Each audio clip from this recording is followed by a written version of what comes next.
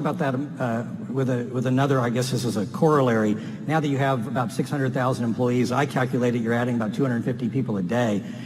You've mentioned that you're trying to fend off day two. Yeah. And you've said that day two is stasis, followed by irrelevance, followed by excruciatingly painful decline, followed by death.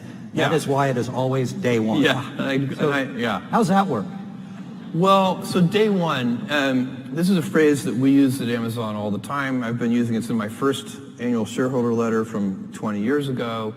And we say it's always day one. And it needs to be day one for the reason that you just mentioned. And so the real question for me is, how do you go about maintaining a day one culture? You know, it's great to have the scale of Amazon. We have financial resources, we have lots of brilliant people, we can accomplish great things, we have global scope, we have operations all over the world. But the downside of that is that you can lose your nimbleness, you can lose your entrepreneurial spirit, you can lose that kind of heart that small companies often have. And so if you could have the best of both worlds, if you can have that entrepreneurial spirit and heart, while at the same time having all the advantages that come with scale and scope, think of the things that you could do. And so the question is, how do you achieve that? The scale is good because it makes you robust. You know, a big boxer can take a punch to the head. The question is, you also want to dodge those punches. So you'd like to be nimble. You want to be big and nimble. And I find that there are a lot of things that are protective of the day one mentality. I already spent some time on one of them, which is customer obsession. I think that's the most important thing. If you can, and it gets harder as you get bigger. When you're a little tiny company, say you're a 10-person startup company, every single person in the company is focused on the customer.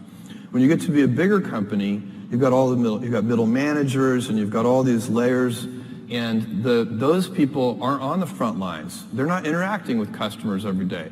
They're insulated from customers, and they start to manage not the customer happiness directly, but they start to manage through proxies like metrics and processes, and some of those things can become bureaucratic. So it's very challenging, but one of the things that happens is the decision-making velocity slows down. And I think one of the reasons that happens is that people, all say junior executives inside the big company, start to model all decisions as if they are heavyweight, irreversible, highly consequential decisions. And so even two-way doors, you make a decision, it's the wrong decision, you can just back through the door and try again. Even those reversible decisions start to be made with heavyweight processes. And so you can teach people that these pitfalls and traps, and then teach them to avoid those traps. And that's what we're trying to do at Amazon, so that we can maintain our inventiveness and our heart and our kind of small company spirit, even as we have the scale and scope of a larger company.